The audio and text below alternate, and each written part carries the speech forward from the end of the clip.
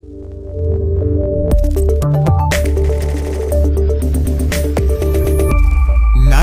of the Living Geeks.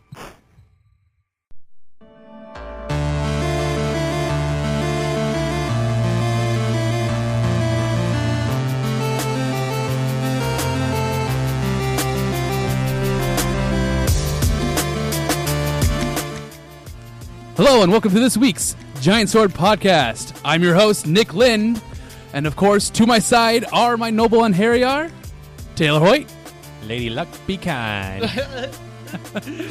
and Connor White. Salutations. Yep. If anyone didn't know what that's from, that is from Lunar 2.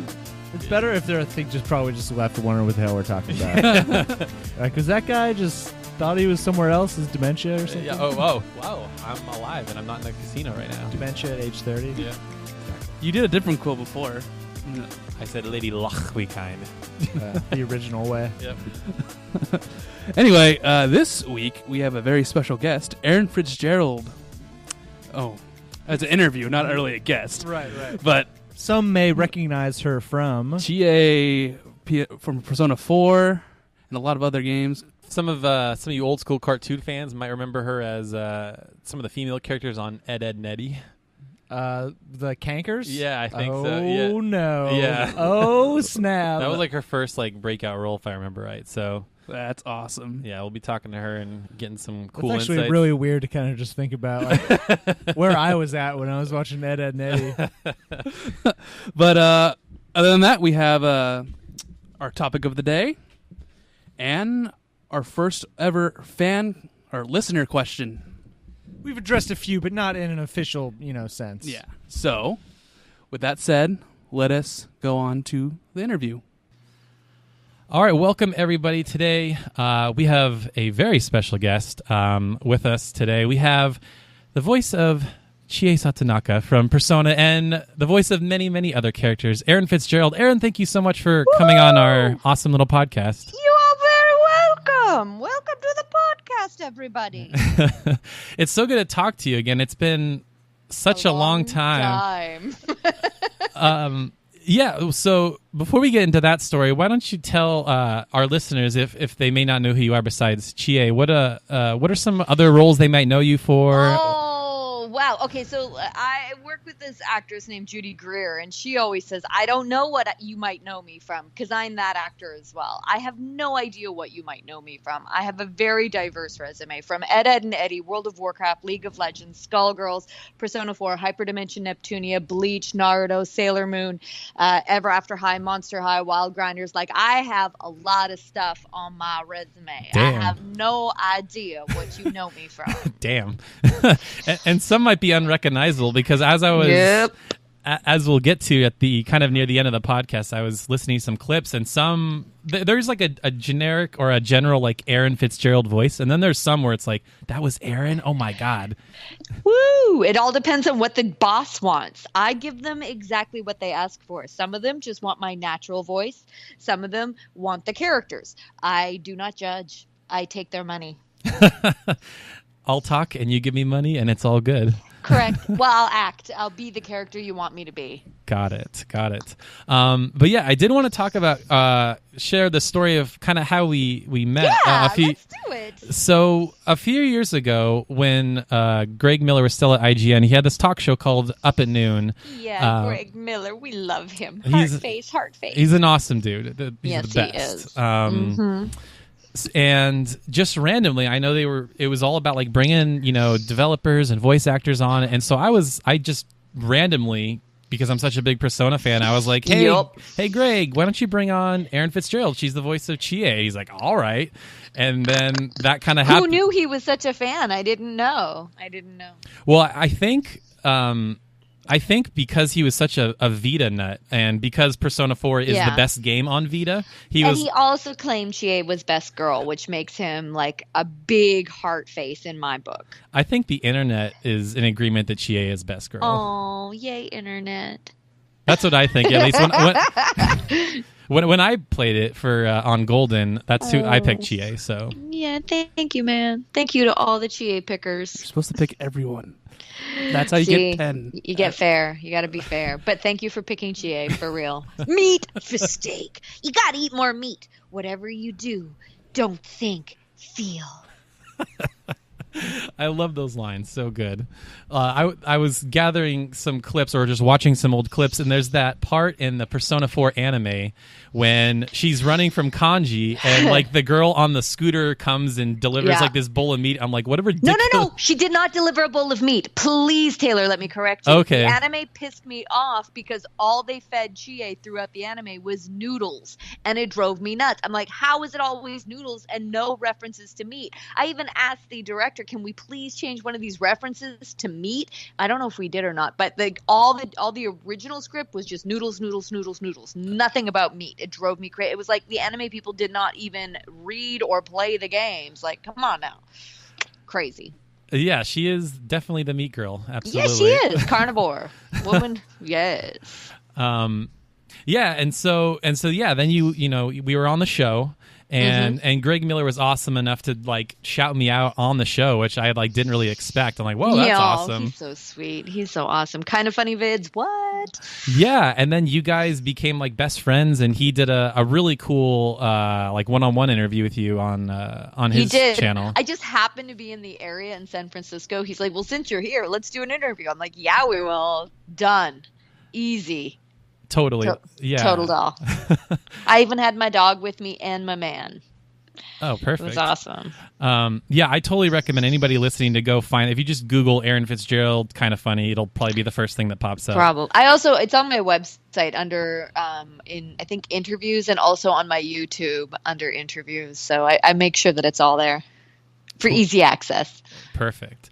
And then I've seen you like in the years since, like you guys are hanging out at parties and stuff like that. And I just like to say you're welcome for your new friend.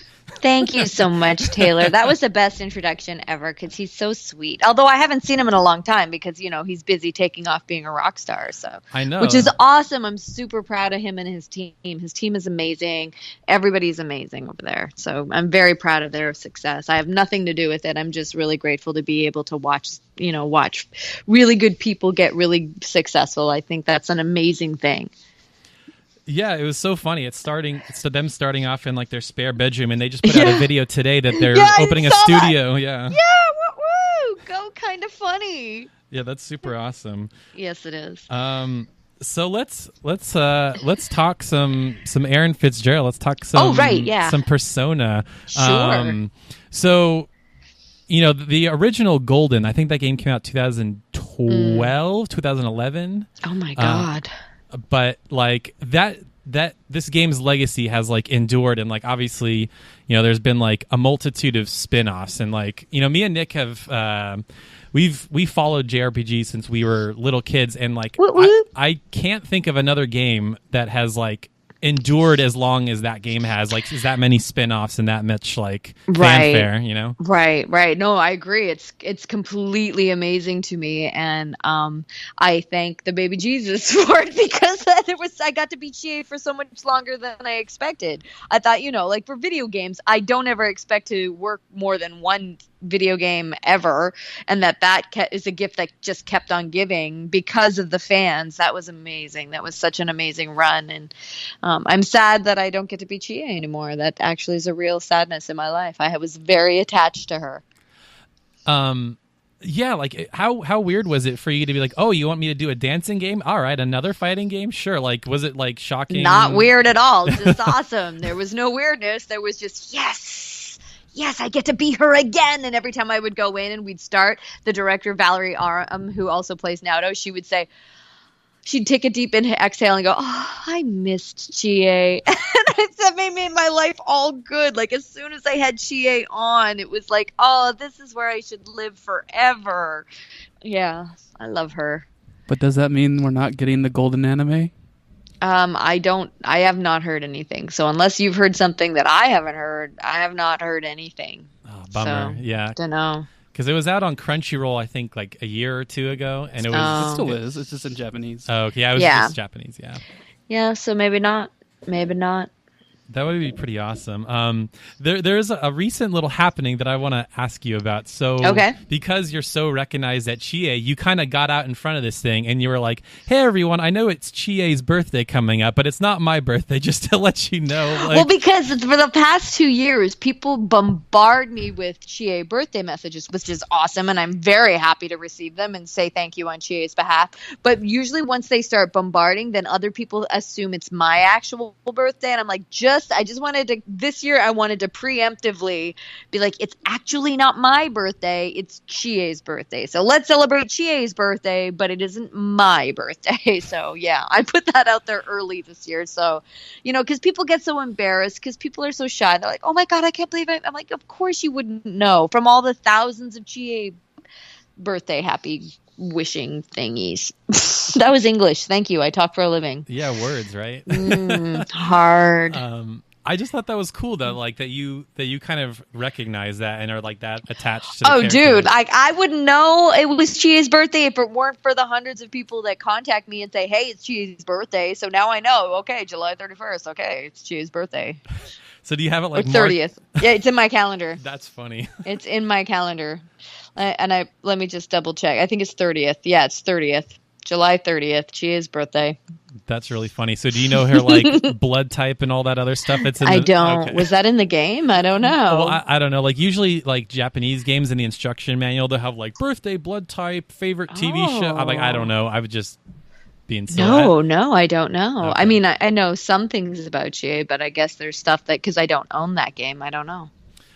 Here's an interesting question. So I know for people that have roles like the same role for years, especially like that interact with like the Japanese, like have you had any interaction with Chie's Japanese voice actor? Or do you have any? No, okay. I would love to. I have with the musicians like Lotus Juice and all of the singers. Like there was a great there's a great convention that I go to I went to in the last 2 years in January and Phoenix, and they invited the entire, like all the Japanese musicians. And I think last year, actually this year in January, they invited the Japanese Teddy. So I met the Japanese Teddy, but I haven't met the Japanese Chie yet. No.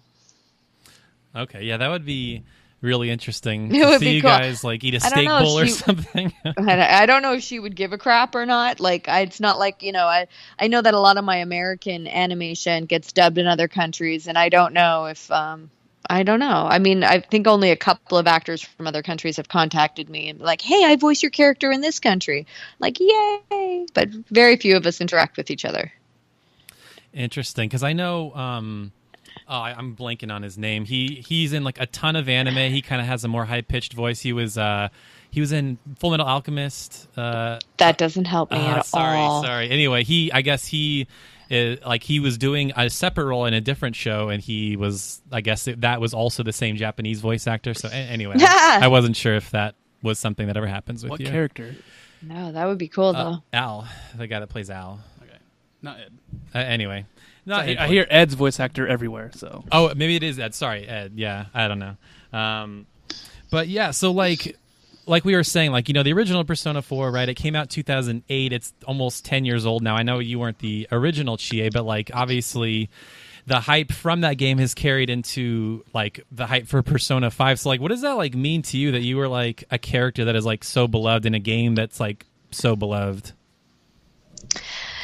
I don't understand the question. What do you mean? What does that mean to me? That's a really awkward question. Like for you to be like a part of a game, like be a character in a game that is like had this enduring legacy. I'm in a lot of games. I've gotten the blessing of being really popular characters in a lot of games. Now, the interesting thing is I never know they're going to be popular when I first record them. I have no idea that that character, that's going to be the character that takes off. Like I play hundreds of characters, and sometimes I fall in love with a character that nobody ever hears about and nobody ever plays that game. And there's nothing I can do about that. And I'm always surprised when I find out, oh my God, that's the character that blew up. Okay, good to know.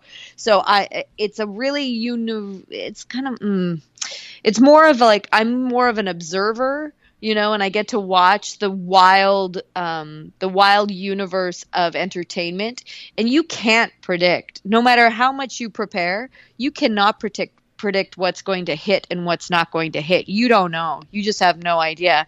So I'm what does it mean to me? It just means it honestly, it doesn't. I'm happy when something blows up. That's a really cool thing, but it's not going to even if it didn't blow up, I'd still show up and do my job. I don't go to a video game and record a character and think, oh my God, I hope this becomes the most popular character in this game series.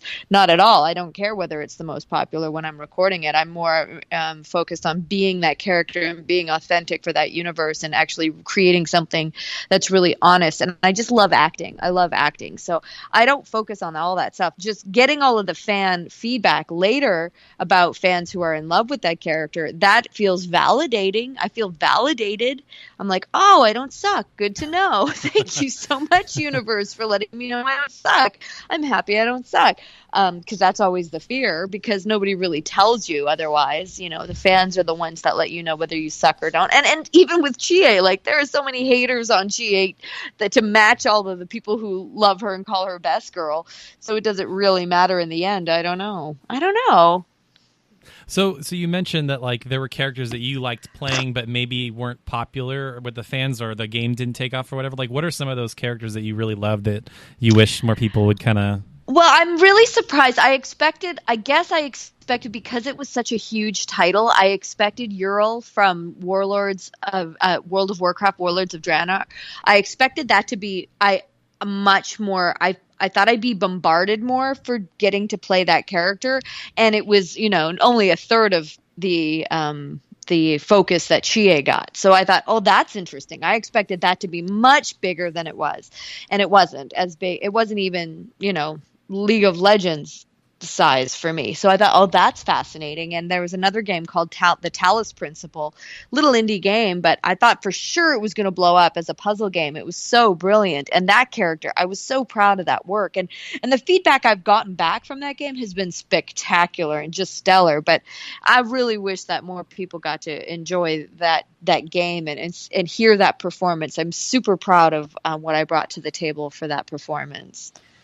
Yeah, I remember that game getting like killer reviews. Unfortunately, I don't think me and Nick, either of us, have played it. But nobody has. No, you're not the only ones. Nobody has. But it's a really great puzzle game. But just it was made out of Croatia. It was a smaller company, and they did a great, obviously a spectacular job. It's 5 stars from anybody who's ever reviewed it or played it. But it just didn't get out. It didn't pick up amongst the audience. You just never know. You just never know. I mean, I hope they made their money back, but I don't know. I don't know if they did. Yeah, it's always tough to tell, especially like with companies in another country, like in a small team, like in Croatia, it might be good for them, but like in America, it's like, ooh, cost. Well, they had a writer from England. Like, they went really international in there. It was such an amazing team of people, and I loved the company, and kind of the way I feel about Lab Zero, in Skullgirls, where I was like, I just want you guys to succeed because you love what you do and you excel at what you do. That's how I feel about Crow Team and the Talus Principle. I just want them to succeed because they were such good humans making such good art, making such great games. I just want them to succeed so badly. That's just me. Yeah, and especially like the whole kerfuffle that happened with Konami, and then eventually I think they like self-published the game later or something like that. Like that was a really weird situation. Yeah. But they went on to do like this amazing Indiegogo for their next game. Oh my gosh, now I'm blanking. Indivisible. Yeah, thank you. Yeah, like they put out this demo and they like got their campaign extended and stuff like that. Like I think super proud of them. They're badass. That we're talking about Lab Zero with the Skullgirls team, guys. Just so you know, not the Crow team. Right, yeah. They're super cool. Yeah, I think that Indivisible demo is still available to download on PS4. So if you want, and you can still donate to the Indiegogo, I'm sure. And they, there's such just the fact that everything that they make is owned by the fans, and they take all the fan suggestions and they put it in the game. Like, there's nobody like Lab Zero. Nobody's done what Lab Zero has done. They respect the audience so much more than any gaming company I have ever seen in my life. They're just amazing.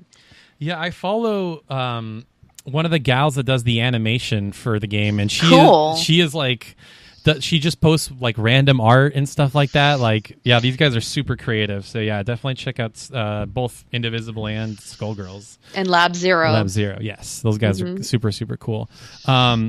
So this might be another question that is worded weirdly, but like I'll clarify if I need to. But Okay. So you've played a wide array of characters. So like as an actor, is there like a type of character that you like to play, like something more wacky or more serious? Or are you just like, oh, I'm just happy to have a role or something? Or what is? I'm a working actor, so that means I'm happy to work. I don't care if I'm second spear checker to the left or if I'm the lead in a game. It doesn't make a difference to me in terms of just getting to show up and work. I don't care. It's about the people I work with. I care more about who I'm working with than the project I'm working on, as long as I get to be creative and create a character from scratch and play. I love what I do. I've been studying acting since I was 3. I am a big fan of the craft of acting. However, I feel naturally, in my natural abilities, I am strongest doing cartoons. I don't have to work hard to be cartoon characters. I'm very cartoony. I have always been cartoony. I've always, like, even when I'm doing video games, they're always like, can you not be so bright or so animated? I'm like, yeah, I get it, because I am in real life. I'm a cartoony person. I am a giant human cartoon. So I was built for cartoons, and I love it. I love video games because it's a side of acting that I studied that I was always having a hard challenge with, because it was all much more, like Shakespeare. It's Shakespearean for real. It's Shakespearean. It's all really challenging, hard stuff. So I like the challenge. I like, as I'm getting older, I'm finally getting to play those roles I always dreamed of playing when I was in my early 20s, which is like the real womanly kind of like badass warrior females. And I can only do that in video games. There's not so many cartoons that allow me to be the warrior chick. So I love that I've got a balance of both worlds. So I love that I'm a character actor. I've always been a character actor. I've always done characters like sketch comedy and I loved Robin Williams, Whoopi Goldberg, Peter Sellers, like Carol Burnett, all these character actors. I was always into that. So that really lights me up. So to me, it doesn't matter what it is that I'm doing specifically. The reason I do the area that we call voiceover is because I'm not limited by the way I look in voiceover. I can use all of my character abilities to the fullest extent. I don't focus on voice acting. I focus on acting, and it just happens to be behind a mic. The reason we label it voiceover is so that I know, the agent knows exactly what kind of auditions to send me. This is for she's a behind the mic actor, as opposed to an on the camera actor or a theater actor. Those terms were created just to separate the types of style of acting, the different kind of like focuses, as it were. But voice acting itself isn't an actual thing until like in the last 5 years that people have termed people voice actors and thinking that you study voice acting, when it's not voice acting you're studying acting. It just so happens that form of acting is behind a microphone. So, and I put all of that in an ebook I wrote called 10 Things Any Voice Actor Will Tell You If They Were Me. It's an ebook, and I wrote it for people who ask me the question, how do I get into voice acting? And I'm like, oh, let me send you to my love letter. It's my love letter to answer that question. It's a very long answer to that very short question. Yeah. So, I mean, you have this book. Like, where can you buy, like on Amazon? Where are places that people can pick it up? No, you just go to my website, erinfitzvo.com, and there's a link there, Erin's ebook. I think it's erinfitzvo.com/Erin's ebook, possibly. That might be the actual page. And then you can get it from there. I uploaded it on what's it called? A platform called Gumroad. What I like about Gumroad is that I can sell it as an ebook. I also recorded a 10-hour audiobook version, which is not the ebook. I mean, I read the ebook out loud, but after each chapter, the ebook, I sit with a professional in the voiceover industries, like one of the top celebrities in voice acting, and we have an hour-long conversation about that chapter. And it's just a conversation. It's straight up real about each chapter, and it ends up being like 10 hours of content, and it's gold. I had a bunch of people buy it in the first month that don't even do, acting or voice acting or anything. And in their regular life, they were just really cool fans, and they're like, I'm going to get it just to support. And they were like, oh my God, this helped me in my real life too. It's real life stuff. So I was like, oh, I didn't even think of that. Thank you very much. I'm very happy to learn that I provided good information for people. So that was cool. I was pleased with that. Awesome. Yeah, I definitely know I have prospective voice actors that follow me on Twitter. So you guys go pick up the book, go check it out. There'll be some good tips. Yeah, apparently there's life tips in there. So even if you're looking for some life advice, yeah. So you were saying that, like, you know, it's not necessarily about the role, but the people you work with, and if you take a closer look, like, I could probably name the people you like to work with, but I'll let you gush. Like, who are some of like your fellow actors that you like to work with? I want to hear what you think, and I wanted to see if you're right. Well, I totally want to play that game. Oh, well, Yuri Lowenthal obviously is the first one. My favorite. I'm not gonna lie, he's my favorite. Working with Yuri is like working with a sibling that I don't even have to talk to out loud. Inwardly, we connect on a level of creative energy that we don't hear. We just have to be in the room together. We vibe and we perform together as if we've been performing together for centuries in the same theater group. You know, it's just amazing how he and I connect. So yes, you're bang on with that. Absolutely, yeah. Like I was really surprised. Like I said, like when I was looking for clips, I'm like, wow, they're in a lot of games together. And and we didn't make that happen. That's not even us. It's just other people picked up on the fact that when he and I are performing, even because with video games we're not in the same room, and we've been in a lot of cartoons together too. Like in cartoons we're standing next to each other, but in video games we're not, and our performances still kind of like bang on with each other. Really cool. Awesome. Yeah. And I want to say another one is Matthew Mercer, maybe. Oh, I love Matthew Mercer. He's hilarious. Everything about him. He's got great timing. He's a great performer. He's a total theater person, which I light up with theater people. Anybody who has theater training, because what I personally find about theater actors is that they work for the whole. It's about the group together. It's about reacting off of what somebody else gives you. It's not a self-centered form of acting. It's a very generous form of acting, and Mercer is definitely in that camp. Who else you got? Oh, man. Like, I feel like there's some groups that like maybe cross over a little bit, because there's like the whole clique of Laura Bailey, Travis Willingham, and Troy Baker, and they kind of tend to stick together. I don't know if your guys' circles cross over at all. Maybe, I don't know. I've worked with them, but I not in the same way, because I'm not from Texas, so I don't know them like that. But like Darren DePaul from World of Warcraft, I just adore him to pieces. And he was Blackhand and I was Ural, and we just go together like, you know, butter and toast. Really lovely. I really love Valerie Aram, who directs all the Persona 4 stuff and a lot of the Atlas games that I'm in. Valerie and I have a shorthand. She acts in the games too, but she's also the voice director, and she is so talented. I can't even tell you how ridiculously talented this woman is. She and I have a shorthand where she doesn't even have to communicate with me. She just gives me a look and I know. And there's another woman who runs her own company, Cup of Tea Productions, and I do a lot of video games for them. And Danny Hunt, her and I, the same thing. She just has to look at me, and she's engineering. She's like, she owns the company and she engineers, and she just looks at me and I know exactly what she's suggesting.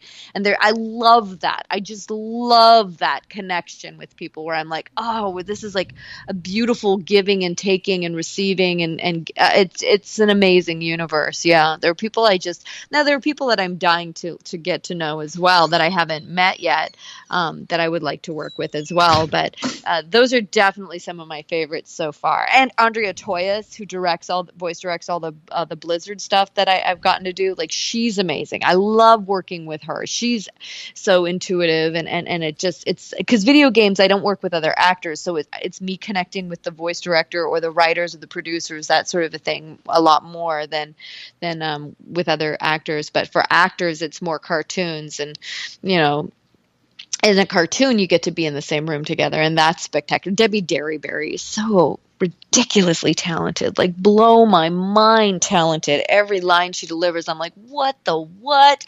And working with Kel Mitchell, he's a brilliant improv artist. Cam Clark, like these people just, I'm in the room with them and I'm like, holy smokes, bananas. I can't even, the talent makes me want to be a better actor, period. Awesome. Yeah, I know what you mean. Like, I mean, me and Nick have been like kind of lifelong friends, and we are like, hey, why don't we just do a podcast? And like the people that you know best, you tend to work better with, I think, right? So yeah. I totally hear what you're saying. Yeah. So I think we want to kind of move on to this little game I decided to make. Cool. So I kind of briefed you beforehand, but the audience doesn't know what's going on. So basically what I've done is I went through Erin's IMDb behind the voice act, like as many like pages I could find that have roles that you've been in, and so I took 10 clips, and I want to see if you can identify the character and the game. Don't expect me to win this. I'll be happy if I get 3. So, well, I would say the first half is loaded with like more obvious ones, and then like the back half is like, okay, I'll be impressed if you can get some of these. So again, if it's too loud or you can't hear it, or if it's whatever, just let me know. So here is this is clip number 1. Whoa, Anna left teeth marks too. Are you okay? I might be dying. No, you're not. I need to hear that louder. It was really quiet for me. Quiet? Okay. I think it was quiet for the podcast. All right, let me turn it up a little then. This might blow your ears out, so I apologize if it does. Okay. All right, so we'll try that one more time. Whoa, Anna left teeth marks too. Are you okay? I might be dying. No, you're not. Is that Tipo? No. Ion? Want me to try one more time? Is it Dot Hack? Mm-mm. Damn, I have no idea, man. It's Chie. No, I would have never figured that out. Not a clue. I thought it was a dude. Oh, really? Well, Yeah. So maybe I should have prefaced that, because that's the only clip that has another voice in it. So it's like you talking and then somebody else, and then you kind of finish it off at the end. Yeah, maybe I went a little too obscure. I was like, I'm trying to find lines. Yeah, no, you can't. Like, not a clue. Okay. I had no idea that was Chie, and because remember how I sound out of my mouth and in my head is different from playback. I don't listen to the characters I do, so I don't know I know what it sounds like when I'm saying it in my, you know how you ever hear your voice back and you're like, oh my God, that's how I sound like? That's not how it sounds in my own head. Sure. So I don't have, this is a great game because I'm like, oh, let's see if I can recognize my own voice. I have no idea because I don't listen back to it. So very interesting. Keep going. Okay, this next one I think will be pretty obvious. At least I hope so. Yoked out bazongas! Okay, that's Tipo. Yeah. Just because it was the catchphrase. Right. But the only reason I know is because of the catchphrase. So if there's no catchphrase, there's no way I'm going to guess. It's just going to be a random character saying some stuff. You just picked a random scene from the Persona 4. I did. I figured because It was good. because you had done it so much that you would just know, but Nope. Okay. Yeah, I had to pick that. See, that's like Tipo's line. I just thought it'd be good for some. But that's how I know. Because remember, when I record, like I'm recording thousands of lines, and if it's so like if I go for the catchphrases, it's the catchphrases that I recognize. The voices itself, I could have done that same type of character 1,000 different times in 1,000 different projects. I don't know. I really don't know. Okay, so this is interesting. Keep going. All right, so number 3 again. I think this one. I might be able to tell from tone, and we'll see. Just keep playing. This is fun. Okay. This is totally awesome. All right. This is number 3. Here we go. Killing these things just doesn't light my fire! Based on the laugh, I want to say Genocide Jack. Yep, that's it. Yeah, just because that was Psycho. That was as close as I'm ever going to get to playing the Joker. It was very quiet, too, by the way. That one was quiet? Okay. Yeah. I was listening to that clip. I'm like, how many times did you have to do that laugh? Because I've tried to do laughs like that, and it's really hard to like do that. Not over for and me. over. That's really easy for me. That laugh is very easy. Being her was. Maybe that kind of lets you know I've got a little bit of a psychotic side to me because that was really easy for me to be her and to laugh like a crazy person. That's awesome. Yeah. So in my head, this next clip I thought would be obvious, but again, I might have picked. I love that you think it's obvious. That makes it better because it's probably not to me. Let's do it. Well, yeah, I might have picked too short of a clip or too. Let's do it. Let's do it. Let's see if I can remember. Okay, here we go. No, this is number 4.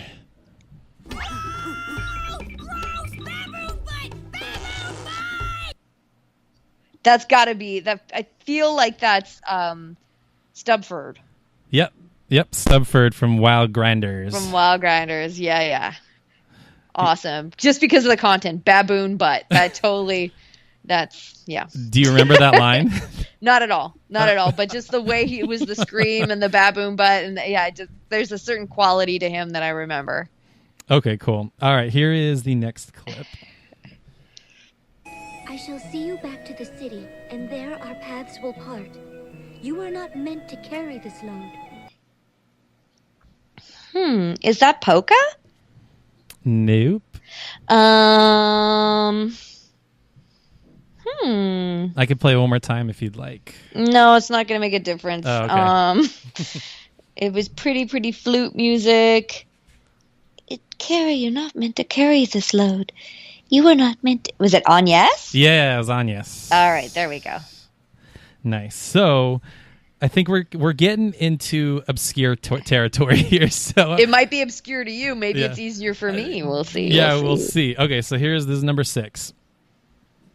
My memory is hazy, like smog. That was Summer Princess from Adventure Time, Secret of the Nameless Kingdom. Yep. That was one of my favorite performances ever that nobody heard. I love that one. That was so much fun. Yeah, because I was looking through your page. I'm like, oh, she was on Adventure Time. That's awesome. Yeah, it was awesome. So was that like a movie or something like that? No, a video game. Oh, okay. Cool. For the Nintendo 3DS, I think. Yeah. Got it. Okay, so this one was quiet when we tried earlier, so Okay. I'll try to make sure it's a little bit louder. Your ears, or it's gonna be quiet. Yeah. So Okay. prepare your ears. Oh, this is fun. Okay, here we go. For 3 days and 3 nights, the instructor forced us to perform this dance until suddenly he said, "Damn it, I got the wrong truth," and vanished completely. Holy shit, what the hell was that? Wait. Instructor said, was that Bullet? Yeah. Wow. Nice. Nice. Because it was the content, because she had to do the dance things, and she was like, what the F am I doing here? Right. Content.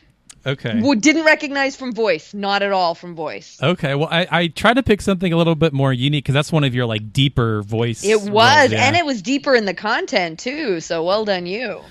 All right. Okay. Here we go. Number 8. Could you take me with you, if it's not too much trouble? Emperor Peony entrusted me with his letter of peace. So I'd like to report to him about the Xeriuth rescue operation myself. Crap. What the hell was that? Was that Dot Hack? No. You're in the right era, but not .hack. Was it Tails? It was Tails. Yes. Ion? Yeah. Yep.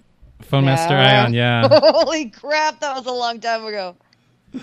Yeah, we're doing some deep cuts. So this one I have never even heard of. So I was looking through. I'm like, wow, I have not even heard of this. This should be interesting. So I love that I didn't get Chie, but I'm getting most of the other ones. Like that makes me super happy.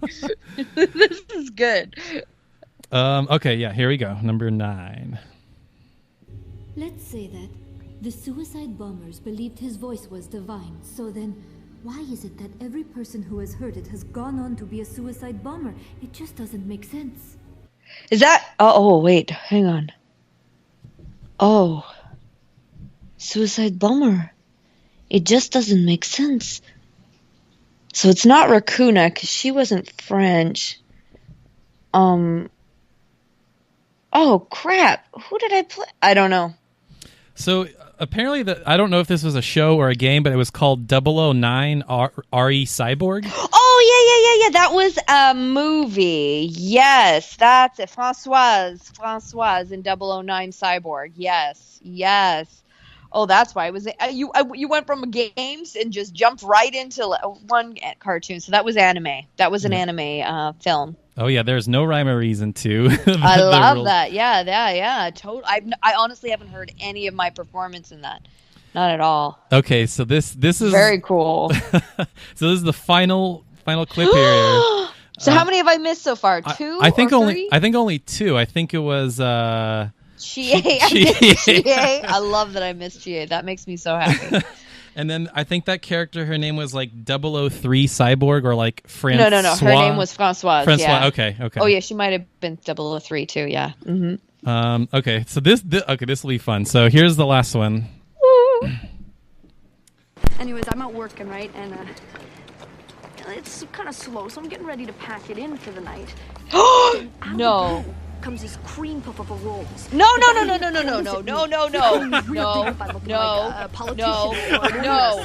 We're not allowed to talk about that. No. That is a big no. No, that doesn't count. That's not voiceover. You're not allowed to put that on there. It was on your IMDb page. No, I tried to delete it. They wouldn't delete it. Oh, okay. No, we're not talking about that. Now everybody and their dog is going to want to know that one. No. Good job, No, that's Taylor. the one credit where I'm like, please bury it. Please, nobody ever find out. Please. It was my first feature. Oh, no, shameful. But yeah, that you did it, nailed it. Okay, I know exactly what that was. And we'll leave it a mystery for the listeners. Exactly what that was. So well done you for finding that. Well done you. I tried to find Don't. I won't say what it is. It was my very first on-camera performance ever. I went straight from theater to booking that as my first on-camera performance, and it feels very theater. The whole thing. It's so bad. It's awful. It's torturous, and I wouldn't wish it on anybody. But I loved it, and it paid for a trip to Australia. So I love that. Awesome. I love the project, but nobody needs to see that. Nobody needs to see that. Walk away quietly. Yes. Well, so what I was actually trying to find, like I was reading like kind of your early roles, and like it said that you were like in an episode of X-Files and stuff like that. Yeah. Mm-hmm. And I was like, that's going to be really hard to like sift through all these episodes and try to find like one line. Yeah. I had like one line in episode 100 of the X-Files. Yeah. Oh, awesome. Yeah. So yeah, that whatever that thing was, I don't know what it was. It will remain a mystery. The internet will have to... love you for keeping it a mystery. Thank you. People will find it if they really work hard. And you reacted exactly what we wanted to Yeah. do. Oh, you did. You got it. That was why you saved it for last. I did. You totally like, oh, snap. You guys just outed me. Well done. Well done, you. Well, I had never seen any of your on-camera performances, and I was like, oh, this. And nor should anyone. There's a reason why I do acting behind a microphone. Oh, that was fun. Shameful. That was shameful. Well, Not fun. I really enjoyed it. Just for the record, I enjoyed the project. It was insane, but it was so bad. It's like if you could call it a D movie, I would call it a D movie. It was so bad, and it was my very first on camera. So, and the directors didn't direct either. Like all the direction I got came from the two lead actors, because the directors were so busy because it was their first feature film, and I was like, they didn't know anything, and I was like, oh my god, I'm acting like I'm acting on a theater stage, and the film actors they didn't even help me. They were like, well, yeah, that was good. I'm like, no, I know I'm not acting for film, and I don't know how to, because I knew that what they were doing was totally different from what I was doing. I'm like, how do I be more like them? I was on the job training that project. Hey, we all got to start somewhere, right? We do. But you can see that's a good illustration of my cartooniness, because I was very animated in that. Mm-hmm. Absolutely. Jeez, wow. Well, thanks for playing our little game. You did You're pretty well, I guess. Thanks. I shouldn't have picked some as obscure lines. I thought for sure like I would have tripped you up, like with the Tails characters or something like that, but. Yeah, so yeah, pretty good. I think that was what 2 out of 10 or 8 out of 10. Close. Yeah. You gave me. I was, I don't know about that. I think you gave me a couple of guesses on a few of them until I got it. So it was still good. It was a fun game. It's really weird to hear myself, back. I'm like, who is that? What did I do there? I don't know, man. Totally sounds different in my own head. That's for sure. And Chie, for me, sounds like me in my head, not the way it sounds like when you guys hear it. Because I do not watch my Chie performances at all. Oh, really? Not at all. Oh, no. Interesting.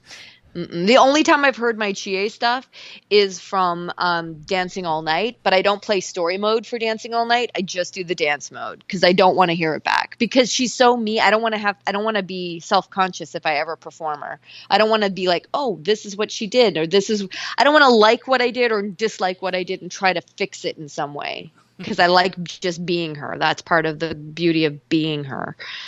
Totally. Yeah, no, I get that. Like I've heard Johnny Depp in interviews. He never watches his own movies or something. Right. Yeah. So we do the same thing. yeah, we never like. Really? Well, I know Nick edits the podcast, but I'll listen to it every once in a while, make sure they're not like really bad. But I think It's like watching our old videos. We're like, oh my God. gosh, yeah. We had this YouTube channel, and we used to do some really weird stuff. And I'm like, oh God, please never anybody find that ever. Right, So, exactly. I know. Yeah, so it happened when you're first starting out. You're like, oh wow, this is me learning, and yeah, that's real. That's what happens. Absolutely. Yeah. Well, But I'm glad it's documented for posterity. Like when I'm 80, I won't care at all. I'll be like, everybody, go watch it. I looked fantastic. oh my gosh, yeah, that was fun. Well, I think this is probably going to come to an end of our little interview here. But thank you so much for playing our game with us, as torturous as it might have been. No, it was super fun. What a great idea. Yeah, I was just thinking, I'm like, she's done so many roles. I wonder if she remembers them all. But you were naming stuff like Dot Hack. There wasn't anything there that I didn't have in my memory. So that's pretty cool. Like even the very, very first job, like I'm like, whoa, that was branded like a tattoo. Like there's some things I'm like, oh man. And even the Adventure Time one, like that was so much fun. And nobody has heard that performance. And it was one of my favorite ones because it was so ridiculous and so much fun. Oh, good times, man. Good times. I don't even know if the final product's any good. Like I did play that game; it was very glitchy, but because I really like Adventure Time, but I'm an Adventure Time fan just to watch the cartoon. I watch certain cartoons because I'm addicted to them. So getting to be a part of that was awesome. But like, it's very, very interesting. Where I'm like, I wonder if that's any good. No idea. I will never know. Yeah, no, totally. Like sometimes play a cool character and then they just didn't design a fun game. Yeah. That happens. Yes, it does. But before we go, what would you like to promote? Twitter, shows, books? Yes. Tell us everything. Now, I know that y'all are probably all grown listening to this podcast, but I am involved with this little kids cartoon that I am so ridiculously excited about. It's called Ask the Storybots. It's on Netflix, and I do feel like it's the new Sesame Street. The guys who created it are the Jib Jab guys, and they created it because they both had little kids, and they were watching little kids programming, and they wanted to kind of like melt their faces off because it was torturous to listen to the same episodes over and over again. So they wanted to create a show that adults could have on with their kids and also enjoy. And the kind of like the way Sesame Street did. So adults would be like, oh, this is entertaining. It's very educational for kids, but it's entertaining and it doesn't make me want to turn the television off or shoot it to bits and pieces. So they created the show Ask the Storybot. So I'm just asking people, if you don't have kids, just check out one episode and see if it's something that you think would be great for little kids. Recommend it to a mom, a dad, some little kid, a daycare, because I'm hoping it might be the best job I've ever done in my life. And I would love for it to continue for like the next 20 years, like Sesame Street is gone. It's my happy place. Amazing crew of people, the animators, the producers, the talent is insane. All these celebrities are involved with it now. It's a really cool project. So thank you for letting me promote that, because I know this isn't necessarily the audience for it, but I have to promote it somewhere. Where are you going to promote it? Little kid show. Yeah, well, I know Nick's brother has 3 little kids, so maybe we'll tell perfect. Brian to go watch that. Yeah. Yay! And it answers, like, I literally learned a lot. Like, it answers real little kid questions. And if you've ever been asked a question from little kids, they ask some good questions that you don't know the answer to. Well, that show answers them for us. Yay! Very, very cool. Well, yes. Thanks once again for coming on, Erin. Thanks, Taylor. I'm glad we finally did this. We've been talking about it forever. I know, absolutely. And I honestly want to say, like, kind of on behalf of like the fans, like there can be people that like do roles or like are celebrities and can be like real jerks to their fans, but you like totally embrace it. You always post pictures from cons and stuff like that. So I just want to say thanks. I always feel like I'm a fan too. Like, just because I'm the actor behind these characters doesn't mean I'm not a fan of these characters. So when I meet meet people who are fans of the characters, it's more of a mutual admiration. Like, I'm fully aware that the fans aren't fans of me particularly. They're fans of the characters, and the characters were created by writers and artists, and I'm a piece of that puzzle getting to bring them to life, but I'm not the only piece. It's not all about me. So I totally get it. I love the fan art. I love talking to fans about the characters. It thrills me to death, for sure. So thank you for that. I appreciate that. Of course. And yeah, that'll end our awesome interview segment, and we will interview. We did it. Yes. High five. Woohoo! Internet high five. And now you can continue with the rest of this awesome episode of the Giant Sword Podcast. All right, and thanks again to Erin Fitzgerald for coming on. It was really cool to have you on. So appreciate for you taking some time out of your busy schedule to talk with us. So Yep. Why don't we move on to our topic of the day? Topic of the day is: does the latest barrage of classic-style turn-based JRPGs, I Am Setsuna, Star Ocean 5, and Bravely Default, represent a new trend towards JRPGs becoming popular again, or is it just a flash in the pan? Well, first question, Nick, were you reading that off the page? Because I definitely couldn't tell. Of course. Also, I have my notes in front of me, my papers. I'm just giving you shit. And I would say a quick little adjustment. Star Ocean is not really a turn-based. I know, but it's a classic. It's a classic. A throwback style. Then we've also got Cosmic Star Heroine coming out. Those are just a few examples. Sure. I don't know.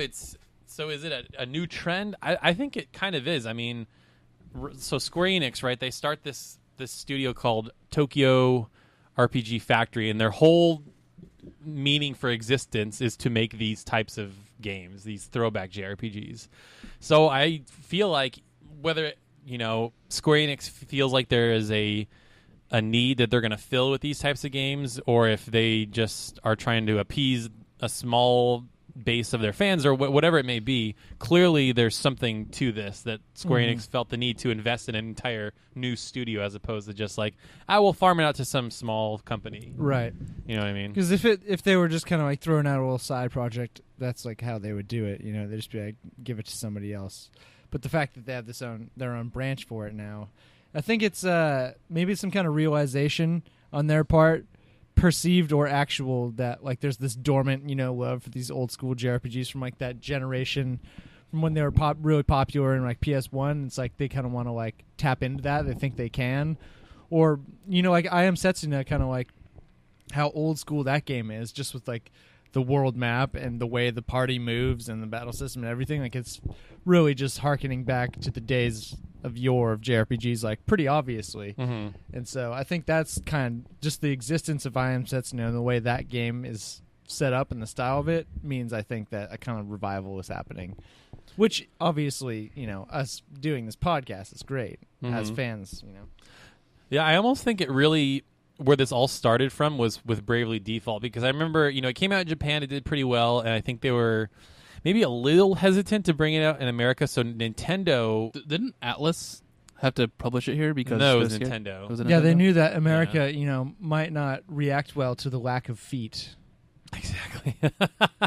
It's a pretty revolutionary concept. Right. Yeah. So, but then it sold. I think it sold better in the West than it did in Japan. I think that really surprised Square. They're like, "Oh, we didn't think people wanted these games anymore." And they're like, "No. If you do it right, we will absolutely buy these in droves." And I want to say, the West alone, it sold like 500,000 copies or 600,000 copies or something like that, which is really good for a throwback style JRPG. That like this is not we are not the demographic for that, like the USA. So for it to do so well is like definitely a good sign. I almost feel like in a weird way, Ni no Kuni is almost a throwback JRPG too, if you really think about it, because you're talking about like the world map and stuff like that. Like, really, games don't do that anymore. Yeah, well, I think it's they wanted to throw back with Ni no Kuni because of the failure that was White Knight Chronicles. So they tried some much beloved game is on that this like show. a running joke now? I think it is. It has to be a weekly shout out to White Knight Chronicles not being good. it's not. I still never played it, so it's just like this mythical thing in my mind. Like now this you want to play it, don't giant you? monolith of suck. Now I kind of want to know. Yeah, it tried to be like hip and modern and like with the MMO style, and it was just awful. It was just so slow and boring, and the characters were just like clay dolls, and it was just boring. Well, thankfully that died. So exactly. I'm back to where we're here. Yeah, but no, I forget when Bravely Default, the original, it came out 2014, right? It has to be 2014 because we were in that apartment. Yeah, that's right. Okay, and then Ni no Kuni came out in 2013 in the States. So I think there really is this like love for like these old school type of games, and we're getting a Ni no Kuni 2. We got Bravely Second that came out earlier this year. I don't know the month, but and like 3DS also kind of sneaky good console for RPGs. Man, oh absolutely. That's I think that's a perfect way to put it. Yeah, handheld is really never thought of as being the place to find great RPGs, but it's kind of changed in the past few years. Right. Well, I almost think it might be a budget issue, right? Like, because if you think, I went and did a little bit of research, and I don't know, I forget if this was on the podcast, if we were just talking about it on our own, but we were talking about like, why isn't Game Arts doing more Grandia or more Lunar? And I looked it up, and that studio is super small. I think there's only like 30, 40 people or something like that. They're pretty small. And back in the day, you could have a small team make a Lunar or a Grandia or whatever.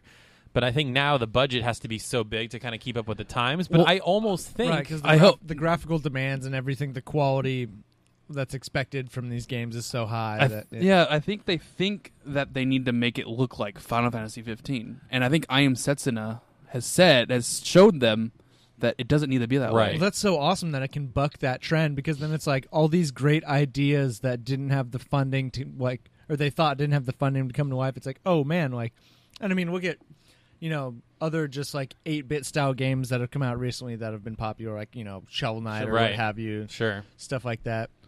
Rogue Legacy, etc.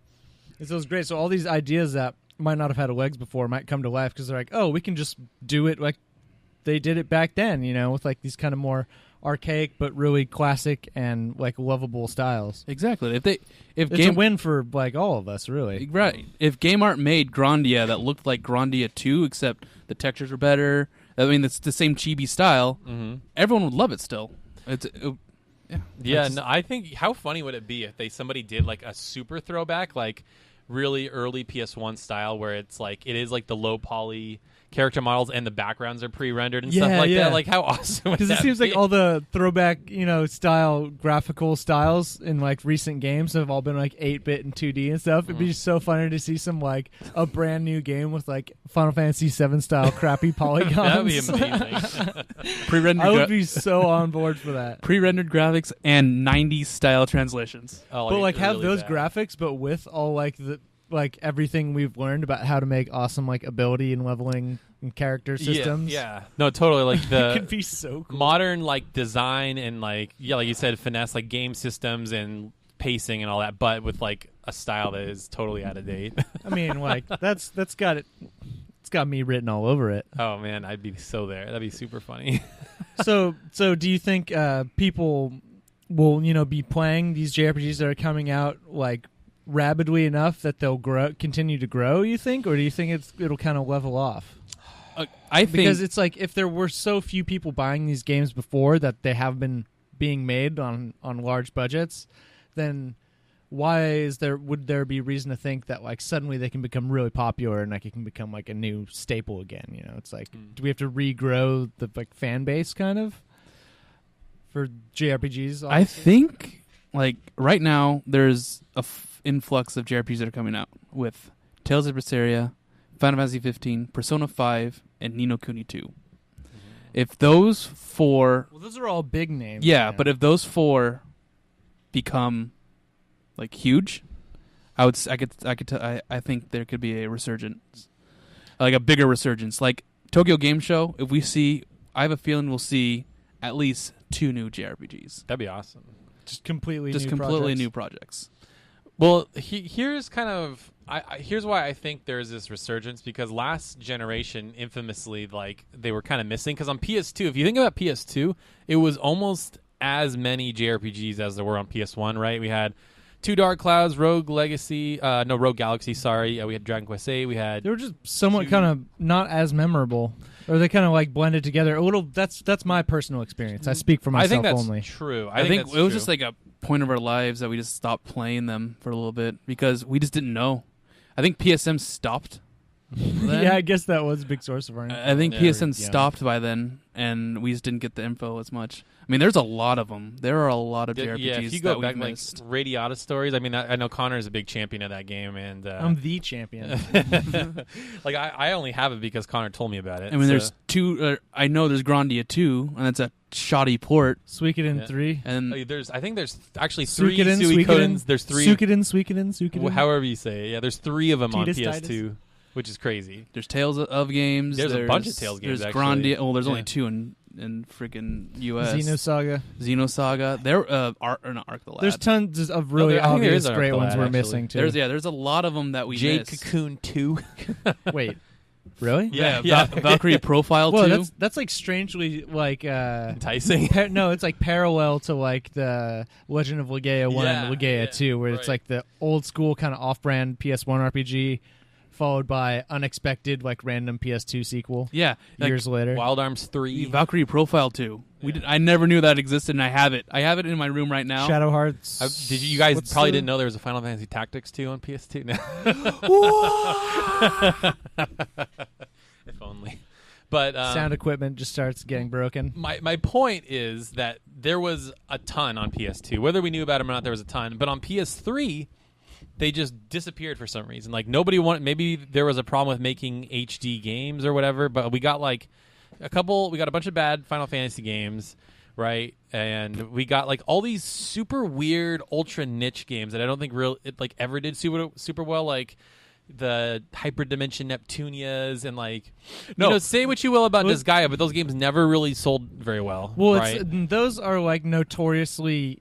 Like intensely complicated, and so it's kind of like just a niche fan base. Because, but what I'm saying, there were a lot of those on PS3. There were a lot. Their Hyper Neptunia was like a joke game, and then it got a fan base, and now they've made like a billion sequels. Yeah, and so there weren't the quality that there were on PS1 or PS2 or.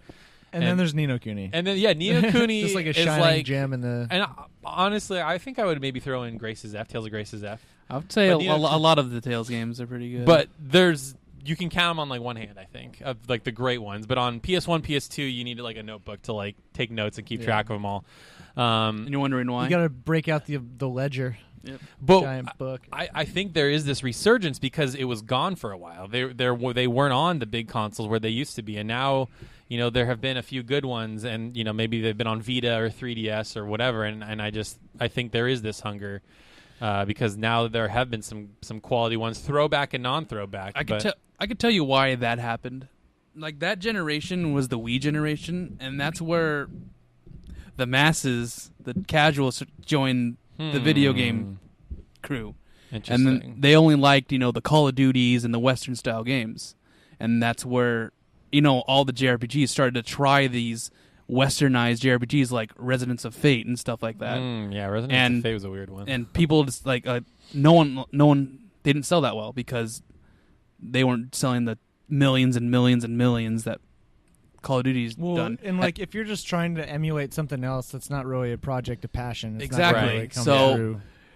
Then now PS4 came out, and then that group of people has moved on to iPhones and iPads and all that stuff. So that sect is gone, and now the core gamers are still there, and they realize that those core gamers still like these JRPGs, and they're selling like crazy again, or selling good, and they're like, oh, we don't need multi-million sellers to make these games. A lot of people who grew up on those first like PS1, PS2 games, like they were young when they got to play all that stuff, and then during like kind of the the late PS2, PS3 era, like we're all like super busy, going to college and doing all this, and now like a lot of us have time to like be gamers again on the side, Right. So, or at least that's that's the case with me. So I have kind of like more love and time to spend on these titles than I did before. So that's what I think the resurgence is happening. That's a pretty good historical timeline there. I think I could definitely. I remember living through it. Behind that. Oh yeah, it pissed. Like I was mad because I was like, stop catering to these people. Were you mad with the capital M? I was mad with the capital M. And 2Ds. Dude, 2Ds. It was just, I saw it happening, and I know why it was happening, and I'm like, stop catering to these people. And then and when PS4 came out, I saw that they stopped. Yeah. And I was like, thank you. Well, I think to Nick's point, I think where the future of JRPGs totally lies within these big 5 Hallmark titles coming up, right?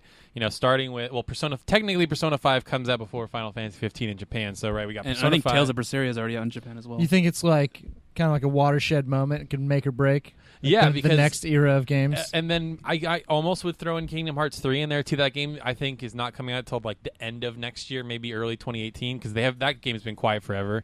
But yeah, if you think about it, we got Tales of Berseria, Final Fantasy 15, Persona 5, Kingdom Hearts 3, and Ni no Kuni 2. Like those are some heavy hitters. Those are coming off the top rope. Yeah. Oh, and Dragon Quest 11 too. I mean, we haven't seen that yet. They had like some weird off-screen thing that had no NPCs, but I think, and it's coming to PS4, and it will probably come to the West. They'd be stupid not to bring it here. I mean, we're getting Dragon Quest Builders. I'm pretty I sure. know, right? Like that thing's super, like, yeah. But I think with those big 6 games, like, the future of, at least on consoles, I think it will depend on how well those do. Like if they just kill it or at least sell like a couple million copies, then we're fine. And I think a few of those have a better chance than others. Like maybe this is just me being the Persona fanboy, but I think Persona 5 seems the most fresh. And I think I was at Stay fresh, guys. Shout out to. Do you think the fact Splatoon. that, sorry, this is kind of random. Tell me if I'm crazy on this. Do you think that the fact that Persona 5 or Persona in general is like kind of anime-y might like scare off some like non-JRPG like, Yeah, I think so. I think that's why a lot of people don't fans. play JRPGs, because it has like the anime style. When people aren't into that, yeah. It's kind of like two camps. It's like you're into it or you're not into it, Sure. No, totally. It's just the anime, it's like, it's over the top sometimes, but it's the Japanese culture that I think throws people off. It's different from... Right, yeah, I guess it's just kind of like the humor's a little different, and some people are kind of caught off guard by that or Sure. not really into it. Well, as a quick little side note, so I was in Arizona this last weekend at a game convention, and I was at one of the panels, one of the more full panels. There's probably a good, 200 people in there. Now, again, this is like a subsect of like the most hardcore gamers, so take this with a grain of salt, but they asked... The crowd, they did like a show of hands, like, okay, who's more excited about Persona 5? And then they asked who's more excited about Final Fantasy 15, and like by far more people said Persona 5. So again, that could just be, we're at a hardcore convention with hardcore. Well, also, I think part of that could be that most people it's pretty much a guarantee that Persona 5 is going to be awesome. And Final Fantasy 15, it's kind of more up in the air. Right. So yeah. I think that might be part of that too, where everyone's like, Persona 5, yes, yes, yes. And where with Final Fantasy 15, they're like, kind of more we don't know. Take a measured response. Right, because the last couple have not been up to the standard that we expect of Final Fantasy, at least the old games. And the last few showings have been kind of off. So the floor of Persona 5 is much higher than Final Fantasy 15, but is Final Fantasy 15's ceiling higher than Persona 5? Yeah, I don't know. It has a lot of potential. I think it has I almost feel like I know what we're going to get in Persona 5, right? Like I've seen enough trailers. Right, yeah. But they have not really shown a lot of in-depth stuff. They've shown you driving the car and walking around the field and warping and fighting, but like what I want to know is like how deep are the dungeons? What kind of are we going to get like, those old school like hunts for summons where you have to go look around for them, like old Knights of the Round where you had to go to the chocobo races and then figure out what can I do with this gold chocobo and stuff like that, for me, like how vibrant are the different like locales that you go to? Yes. Like that's huge. Like I want to I'm happy when there's an area that's like bright blue and then there's an area that's bright red. You're in like the magma cavern or whatever, and then totally bright green jungle forest. Like, into a, and then you go into the dank dark dungeon. Right. It's like it feels more fitting. You know what I think is going to happen? I think Final Fantasy 15 is going to do horrible in the... No, okay, hear me out. It's going to review bad in the West. Okay. Because they've been showing it off as like, oh look, we're all westernized and modern now. Will we like it though? And then we'll play it and we realize it's a Final Fantasy game, right? And in the locales, like you say, it's like super like foresty and like cool We've areas. Seen the graphical output of that game, the potential there. Yeah, but it's like super Japanesey and everything like that, and it's like Japanesey. you know the culture. Yeah. It's not like hamburgers and stuff. Where I want to eat my hot dog. You know what they do sometimes. Yeah. Excel in the cafeteria. Oh my god, with the hot dogs. Yes. They're all out of hot dogs. No. That was such a funny joke. Yeah. So random. It made me want to buy hot dogs. Like I remember me and my buddy Josh that we were playing Final Fantasy VIII together, and we got to that part. I'm like, "You want to get some hot dogs right now?" I can't believe that's a thing. I was just randomly saying hot dog. Yeah. Remember, I haven't played many. I know Final you Fantasy games. you were doing a girl Chan thing, right? Yes, yeah. I was. But yeah, that's like insert hot dog joke. Yeah, I expect that to happen. If I'm wrong, then I'm wrong, but I think that's what's going to happen. Well, I also think too, in a lot of ways, because like Connor said, it doesn't have an anime art style. It almost can be perceived in some ways as a Western style RPG, right? Open world, action combat, and stuff like that. It will be impossible to avoid Witcher 3 comparisons. I think That's what I think people are going to say, or think it's like, oh, it's The Witcher 3. You're gonna be like, oh, but then they're it's like, not wait, The it's Witcher not The 3. Witcher 3. Yeah. And Witcher 3 won like every Game of the Year award ever, and it has like a really high Metacritic score, and all the expansions were really awesome and stuff like that. So I just don't know. I don't think Final Fantasy 15 will be Witcher 3 quality, but I don't necessarily expect it to be that. I just want it to me. I compare it almost to Star Wars Episode 7. It's just like, just don't fuck it up. Just don't be dumb, and I'll be happy. Yeah, totally. But you know what? That resurgence. Go back to the resurgence. Yeah. There's one big factor that we totally forgot, that there is a resurgence. The Final Fantasy 7 remake reaction. Yeah, I mean that got a lot of people. I mean, thank you for bringing up that very obvious, hash mark on the timeline there, because that's a huge moment for sure. A lot of people going, oh, maybe it's time to get the old giant sword out of the old basement and dust it off. Exactly. Like we didn't we were excited, but everyone was excited. Like it was huge. Like they made time at PSX to show it off. And the reactions, and it's like, holy crap! This reminds me of in the 90s when we saw huge billboards of Final Fantasy VII. Yeah. Well, you know what's crazy? If you go on the official YouTube channel for PlayStation, the very first reveal trailer for Final Fantasy VII is still the most viewed trailer on that channel. It has like 13 million views or something like that. It's insane. And so I think that says it all. Like, I don't know. I think, honestly, a lot of it was, like, people rewatching it over and over and over and over again. Like, I'm admittedly one of those people. But I think that says a lot, that has twice the views as, like, any Uncharted trailer or whatever. You know what I mean? Like, that game resonates with so many people. I think a lot of people's first JRPG. It just has the it. Yeah, the it vector. Exactly. And I think that game, you want to talk about selling gangbusters, I think it's going to sell, like, effing crazy. Oh, I can't wait to see it at TGS. Yeah.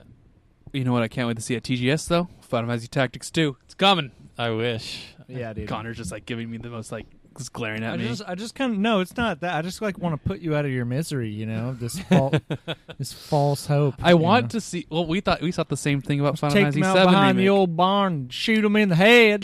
That's what we thought, though. We thought about that for the Final Fantasy 7 this remake. One, he's got to go. He's gone crazy. And it happened. Well, I mean, Rams is in the new Dissidia. Yeah, that's true. That's a weird thing. He's a Final Fantasy character. Yeah, but he hasn't been in any third part or spin-off Final Fantasy games. But he's in this one.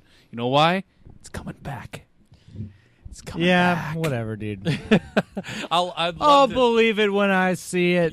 I can't. I'm just picturing the moment in my mind where we're all staying up really late watching the TGS conference, and Nick's like, "Yeah, man, what was the Tactics 2?" And Connor's like, "Yeah, whatever, man." Then it comes on screen. He's just like, "It'll basically my reaction will just be as if someone played the brown note in front of me." Can you just imagine that? I'll just vacate. Dun dun dun dun dun dun dun. Be awesome. Anyways, is it? Oh, dude, still gives me so good. Maybe, dude, but all I know is your hope will bring you nothing but disappointment, and my expectations of nothing will bring me nothing except not disappointment. There you go. So there's my ironclad argument. Eloquently Well, said, you're telling that to me, though. Me, who's not hyped for anything. I'm just doing a silly thing about Final Fantasy Tactics 2. Yeah. You should know the only time that you're hopeful for something, you're just pretending to be hopeful. You got it. You know how it goes. So do we have any more to add to this? This was a huge discussion. I like it. It's kind of surprised me. But yeah, I think that we're on a resurgence. That's why we created this podcast, because we saw that this was happening. There's plenty to talk about. That's why. Yeah. And plenty in the past as well. There's a lot in the past that all of us need to play still. Taylor. Nick's giving me the stink eye. You're the one who's just desperately out of fashion in the games that you still haven't played. Mr. Nicholas. Final Fantasy games. No, there's more than that. But either way, I won't roast you on here. Hey, I'll roast you. I beat Final Fantasy off 7 the podcast. The live roast of Nick Land. Dude, don't invite me to that. Don't give me a microphone at that event. Don't give me an excuse. There will be blood. Well, yeah, let's move on to our first ever official listener question. And if you would like to submit a question in future episodes, you can email us at askgiantsword@gmail.com. Of course. Boom. Or you could simply tweet at me, Connor, or Nick with some questions. That works too. Or main tweet me anytime at Condor Hoops, Taylor. At Taylor's Shelf. At LHDDim. Boom. And LHDDim is DY. DY. Is there an underscore in there? There's an underscore in there. LHG underscore DY. You gotta help me help you, Nick. I'm sorry. The links on the links are below. Okay, jeez. But also, just follow our main channel for all news for GSP and LHG at LHG Podcast. Boom. But now it's time for a listener question. Our first question comes from Kathleen, and it is: What are your favorite JRPGs that always make you smile? Always make me smile. I wrote that wrong in the notes. You fail. You are just a big pile of fail. This is why we can't have nice things, Nicholas. Like, honestly, like if I ever want to get in a good mood, I'll just boot up like a post-game file of Ni no Kuni and just walk around. Like, I just love walking around go that to the game. Map, call your dragon, and just fly around the world. Yeah, exactly. It's such a whimsical, lovely little place. But dude, the world map theme in that game actually just like kind of makes my eyes well up. Oh, so me it's like too, not yeah. even a smiling kind of thing. Yeah. It's like a looking stoically over the horizon kind of thing. It makes me feel like. I'm just imagining it now. Soundtrack's so good. Yeah, that game always puts a smile on my face. Going down to Ding Dong Dell, just seeing little cat people walk around, going to the fountain. Yeah, that place is ding dong dope. Oh, bam, bam, bam, bam. I wasn't really trying on that one. I'm sorry. I'm trying to think of other ones that like immediately put a smile. Honestly, I think Final Fantasy 7, like, there's just so much nostalgia for it. Whether I feel like it holds up or not. Like, I mean, you can see my reaction to when it got announced. I lost my stuff and Lost your marbles. I lost my marbles. He's no problem dropping an F-bomb like 10 minutes ago, but yeah, because you guys both looked at each other like, "Oh my god, I can't believe he swore." So I'm trying to no. But yeah, no. That I think 7 is another one of those. I think Tactics as well. Like I literally just like booting up the game and hearing the title screen music. Right. That title screen music. I'll stop there. Well, I could just keep on going. Chrono Cross is another one. I love the environments in that game. Just going to Termina or Arnie and just being like, this would be a great place to just live. Just a little village. You know, you just fish all day, go swimming, hang out. You don't even like playing the game. You just like being there. And oh, yeah, me too. around. You're totally right. I just love being in cool spaces and games. You like being on the El Nido archipelago. This guy. Love El Nido. All rock solid choices. What about you, gentlemen? So all I heard out of that, by the way, Taylor, is just you saying really good games make me smile, which I can't really argue with. So that's fair. I think it's being in specific locations in those games is what makes me smile. Like if I was in like The Island of the Dead. What is the island place where all the bones are? Island of the Damned. Damned. I was close. I'm like, I wouldn't like being there. That place doesn't make me The smile. Isle of the Darned. Isle of the Darned. You like that one, huh? Yeah, that's pretty funny. Like that shit? Yep. So for mine, I'm going to pick one because I respect, the time of my other hosts here. Unlike, oh, really? I don't respect your time, so that's why I just went on and on. That's what I'm saying. That's what I'm implying. No, but I'm going to go a really, really simple, kind of easy one. It can be thought of as a cop-out, but I think if you think hard enough about it, you'll see that it really is one of the most smiliest of JRPGs that one can play. And that's just any Pokemon game. I knew you were going to say Pokemon. I knew it. Well, I knew it. Am I wrong? No, you're totally not I wrong. was expecting you just to pull our tails and say Xenogear. Yeah. Like, what? Yeah. No, how could you not, right? Pokemon's just super jolly. Yeah, I mean, it's like one of those worlds that's like, it's fun to play that game if you're in a bad mood because it's just like so idealistic, like everyone is so happy and there's like all their problems are so trivial, and it's like they just hang out with Pokemon and like some assholes in stupid costumes run around and try to do bad stuff, but even they are like a little goofy, goofy as hell and not scary and probably total wimps, right? And so it's just like, I don't know. It's everything is always right in the world of Kanto or Hoto or Johto, whatever. Whichever Pokemon world you choose to inhabit by the game you select. But, it's just like, wouldn't that be a nice world to live in? There's no war or genocide in the Pokemon world. There's happy, fun smiles, Pokeballs, potions, and that's about it. There are people trying to commit genocide, but they can't because they're so silly. Yeah, they're so goddamn stupid. We're Team Aqua. Wario. Terrifying. Gwahaha. What about you, Nick? Do you smile still? No, I don't. He's dead inside. Does your soul still contain mirth? When I want to be, when you grow up. When I grow up. Who's your daddy and what does he do? When I want to be happy, I usually put in a game that has good characters, funny moments. So my top 3 choices is playing the beginning of Grandia. Ah, yes. The first. Your answer to every question for the past 4 episodes? Exactly. It's riveting stuff. It's great. It's great stuff. It's just like the beginning, like the first 6 hours, all the way to like when you get to the new continent. It's just a lot of funny stuff happens there, and it's just very cheerful and joyful. Second one would be. It's very cheerful and joyful. Yep. Second one would be Trails of Cold Steel. Right, it's like the characters in that game. It's always fun to be there because all the hijinks that happen in that game are always funny. Ah, love a good hijink. A good hijink. Good hijinks. Can hijink be singular? I never heard. I know that they're most commonly in groups. Okay, but I don't see why one couldn't fly solo. Okay. I just never heard it used singularly. Well, did I use it singularly? Maybe no, Connor. Maybe you just have to expand your horizons. I guess. I thought he was just maybe making fun of my that's the issue. No. He was just being silly. And then, just great world. I mean, it's a serious world, but it's a great place to be. Just spend time there, walk around like Taylor likes to do with good music. And then my last one is Persona 4. I mean, I don't even know why you didn't say Persona 4, but Persona 4 is just same thing. Because he's already wearing the shirt. So. Yeah, exactly. Yeah. Well, for me, Persona is a little bit more involved. You can't smile right away. You can't just boot up and start smiling. You have to all right, let me play for a little bit. Then I can smile. But those other games are a little bit more immediately satisfying. You got to risk it to get the biscuit, huh? Yeah, exactly. That's true. Ooh, man, Connor's just full of it today. Yeah, I know.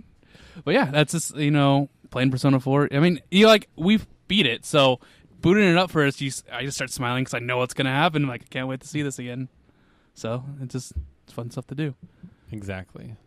Also, honorable mention to Final Fantasy IX, just because you start that game in Alexandria, that big old city with all those zillions and zillions of NPCs, all of whom are fun to talk to, all kinds of mini games everywhere, all kinds of little goodies to find in each little nook and cranny. Oh yeah. Just a great opening to a game. Definitely it'll warm your heart, put you in the right Play a little frame jump of rope mind. with Vivi. Yeah, exactly, even though he's horrifically uncoordinated. Yep. But he could throw a fireball at your face, so he doesn't need to be coordinated. I guess that's fair.